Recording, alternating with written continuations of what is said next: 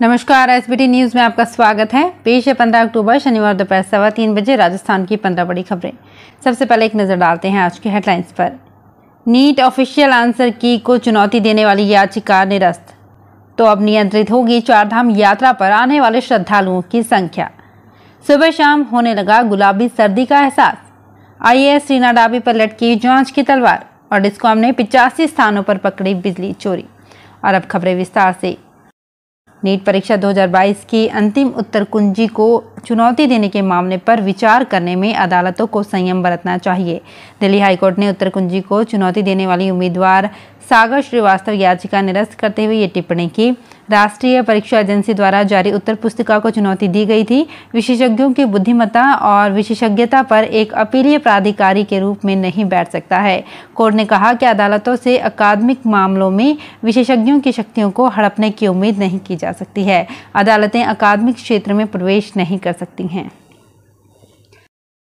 चारधाम यात्रा पर आने वाले श्रद्धालुओं की संख्या को नियंत्रित किया जाएगा। इसके लिए उत्तराखंड के पर्यटन मंत्री ने नया प्लान तैयार किया है। इसके तहत निकट भविष्य में चारधाम यात्रा पर आने वाले श्रद्धालुओं का पंजीकरण आधार कार्ड से जुड़ेगा। पर्यटन मंत्री सतपाल महाराज ने विभागीय अधिकारियों को इस संबंध में निर्देश दिए। उन्होंने ये भी कहा कि एक तीर्थयात्री को साल में एक बार ही चारधाम जाने की अनुमति दी जाएगी। राजधानी जयपुर समेत अन्य जिलों में लगातार मौसम में बदलाव देखने को मिल रहा है। पश्चिमी हवाओं के असर के साथ ही वायुमंडल में नमी के कारण तापमान में 3 से 4 डिग्री की गिरावट दर्ज की जा रही है। इसके साथ ही सुबह शाम गुलाबी सर्दी का एहसास हो रहा है। मौसम विभाग के मुताबिक प्रदेश के शेखावाटी अंचल में इस बार भी सर्दी ज्यादा पड़ने के आसार हैं। कुछ जगह ओस की हल्की बूंदें भी दिख रही हैं। मानसून के बाद पोस्ट बारिश से किसानों की चिंता बढ़ गई है।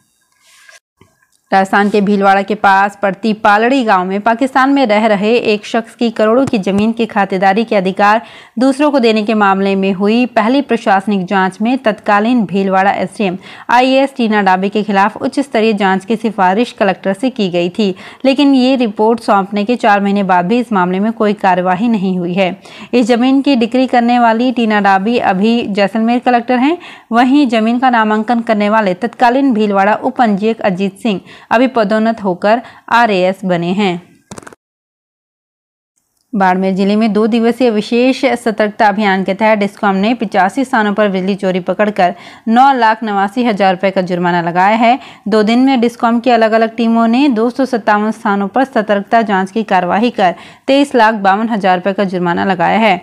जोधपुर डिस्कॉम बाड़मेर के अधीक्षण अभियंता अजय माथुर ने बताया कि 13 व 14 अक्टूबर को चलाए गए सतर्कता अभियान में 40 स्थानों पर बिजली चोरी पकड़ी गई, जबकि 93 स्थानों पर बिजली दुरुपयोग के मामले सामने आए। राजस्थान में आबकारी के बाद सर्वाधिक राजस्व देने वाले परिवहन विभाग को दिए गए वसूली लक्ष्य में बीकानेर ने फिर बाजी मारी है। बीकानेर ने प्रदेश के 11 प्रादेशिक परिवहन कार्यालय को पछाड़ते हुए सर्वाधिक वसूली कर पहला स्थान बनाया है, जबकि दूसरे नंबर पर सीकर रहा है। बीकानेर जिले को इस वित्तीय वर्ष में अप्रैल से सितंबर तक 97,57,000 रुपए का लक्ष्य मिला था, जिसके मुकाबले 84,06,000 रुपए की वसूली कर नंबर बन रहा है। वहीं जोधपुर सबसे निचले पायदान पर रहा है। राजस्थान हाईकोर्ट में न्यायाधीश संदीप मेहता व न्यायाधीश कुलदीप माथुर की खंडपीठ ने गौवंश में फैल रही डंपी बीमारी को लेकर स्वप्रेरणा से प्रसंज्ञान लेकर दायर जनहित याचिका पर सुनवाई की। इसमें राज्य सरकार से आवारा पशुओं को लेकर बनाए गए उप नियम को प्रदेश में लागू करने को लेकर सकारात्मक जवाब मांगा है। कोर्ट ने राज्य सरकार की ओर से पैरवी कर रहे एएजी सुनील बेनीवाल से पूछा कि प्रदेश में आवारा पशुओं पर नियंत्रण को लेकर क्या कदम उठाए गए हैं। अगली सुनवाई पर 10 नवंबर को सचिव स्वायत्त शासन विभाग में वीडियो कॉन्फ्रेंसिंग के जरिए मौजूद रहने के निर्देश दिए गए हैं। जयपुर के सवाई मानसिंह चिकित्सालय में मरीज इलाज के लिए दर दर भटक रहे हैं, लेकिन सरकार और रेजिडेंट डॉक्टर आमने सामने हो गए हैं। सवाई मानसिंह मेडिकल कॉलेज स्थित रेजिडेंट डॉक्टरों ने मशाल जुलूस निकालकर रोष प्रकट किया। जार्ड अध्यक्ष डॉक्टर नीरज डामोर का कहना है कि रेजिडेंट डॉक्टर्स की ये मांग है कि बॉन्ड व्यवस्था को समाप्त किया जाए। मांग माने जाने से पहले प्रदेश के एसएमएस मेडिकल कॉलेज से जुड़े सरकारी अस्पतालों सहित उदयपुर और अजमेर के रेजिडेंट डॉक्टर्स हड़ताल वापस लेने को तैयार नहीं हैं। जोधपुर में दीपावली को देखते हुए राज्य सरकार के निर्देशानुसार शुद्ध के लिए युद्ध अभियान के तहत चिकित्सा एवं स्वास्थ्य विभाग की खाद्य सुरक्षा टीमों द्वारा मिलावटखोरी को रोकने के लिए लगातार खाद्य पदार्थों के सैंपल लिए जा रहे हैं। Deputy CMHO doctor Pritam Singh Sankhla ने बताया कि जिला प्रशासन के निर्देशन में खाद्य सुरक्षा टीमों द्वारा शहर के 3 प्रतिष्ठानों से अलग अलग खाद्य पदार्थों के सैंपल लिए गए हैं। इन सैंपल को खाद्य सुरक्षा में जाँच हेतु भिजवाया जाएगा। यदि इन पदार्थों में मिलावट पाई जाती है तो खाद्य सुरक्षा अधिनियम के तहत आवश्यक कार्यवाही की जाएगी। मुख्यमंत्री चिरंजीवी स्वास्थ्य बीमा योजना में शुक्रवार को बीकानेर में जूनागढ़ के आगे से चिरंजीवी मैराथन दौड़ हुई। इसमें 13.5 मिनट में 4 किलोमीटर की दौड़ लगाने वाले अरुण ने गोल्ड मेडल जीता। संभागीय आयुक्त डॉक्टर नीरज के पवन, जिला कलेक्टर भगवती प्रसाद कलाल के अलावा स्वास्थ्य विभाग के अधिकारी भी मैराथन में शामिल हुए। विजेताओं को पुरस्कृत किया गया। मैराथन में 17 से 30 आयु वर्ग के युवा अरुण ने मात्र 13 मिनट 30 सेकंड में ही दौड़ को पूरा कर गोल्ड मेडल जीता। अरुण को 2100 रुपये नगद पुरस्कार भी दिया गया। जोधपुर सहित पूरे प्रदेश में सर्दी ने समय से पहले दस्तक दे दी है। जोधपुर शहर में रात का पारा 22 डिग्री सेल्सियस के करीब रहने लगा है। रात को लोगों ने अपने घरों में एसी और कूलर बंद कर दिए हैं या फिर उनकी रफ्तार कम कर दी है। हालांकि दोपहर में अभी भी गर्मी बनी हुई है और दिन का तापमान 36 डिग्री सेल्सियस के करीब चल रहा है। नीट के रजिस्ट्रेशन की प्रक्रिया शुरू हो गई है, लेकिन आरपीवीटी के लिए स्टूडेंट को अभी इंतजार करना होगा। नीट की 3 दौर की काउंसलिंग होने के बाद आरपीवीटी की काउंसलिंग शुरू होगी। आरपीवीटी में करीब 8000 अभ्यर्थी बैठे थे। करीब 6700 अभ्यर्थी काउंसलिंग के लिए पात्र चुने गए हैं। काउंसलिंग में उनको ही मौका मिलेगा जो ऑनलाइन रजिस्ट्रेशन कराएंगे। बिना रजिस्ट्रेशन अभ्यर्थियों को काउंसलिंग के लिए नहीं बुलाया जाएगा और ना ही एडमिशन दिया जाएगा।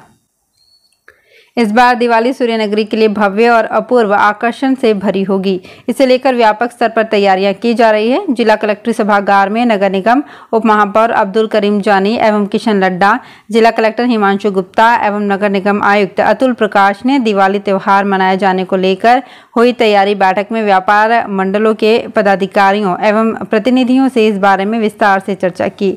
इसमें दिवाली महापर्व को अपूर्व तथा शानदार ढंग से मनाते हुए यादगार बनाए जाने के लिए सामूहिक प्रयासों को मूर्त रूप प्रदान किए जाने का निर्णय किया गया। सहकारी उपभोक्ता होलसेल भंडार पीबीएम अस्पताल अधीक्षक पीके सैनी के फर्जी हस्ताक्षर से 92 लाख रुपए की कैंसर की दवाइयां खरीदने के ऑर्डर की जांच होने और दोष मुक्त पाए जाने के संदेह के घेरे में आए डिस्ट्रीब्यूटर से दवाइयों की खरीद नहीं करेगा। बीकानेर सहकारी उपभोक्ता होलसेल भंडार के संचालक मंडल की शुक्रवार को हुई बैठक में सर्वसम्मति से निर्णय लिया गया कि फर्जी गणेश डिस्ट्रीब्यूटर्स को क्लीन चिट मिलने तक होलसेल भंडार दवा नहीं खरीदेगा। बीकानेर जिले का मोमासर कस्बा लोक कला, संगीत और संस्कृति के रंगों से सरोबार रहा। 2 दिन चलने वाले इस ऐतिहासिक उत्सव में राजस्थान के विभिन्न क्षेत्रों से लोक कलाओं को सहेजने वाले 200 से ज्यादा कलाकारों ने अपनी मधुर प्रस्तुतियों से समा बांधा और अनेक दस्तकार और शिल्पकारों ने अपने हस्तकलाओं का प्रदर्शन भी किया। देश दुनिया से पधारे करीब 10,000 लोगों के इस कार्यक्रम में शामिल होने और कलाकारों को प्रोत्साहन देने पहुंचे। मोमासर उत्सव एक ऐसा अनोखा उत्सव है जहाँ लुप्त होती कला, संगीत परंपराएं देखने को मिलती है। तो फिलहाल इस बुलेटिन में इतना ही। फिर हाजिर होंगे कुछ और बड़ी खबरों के साथ। अगर आप भी अपने आसपास की छोटी बड़ी और महत्वपूर्ण खबरों से अपडेट रहना चाहते हैं तो सब्सक्राइब कीजिए हमारे चैनल एसपीटी न्यूज को और प्रेस कीजिए बेल आइकन पर।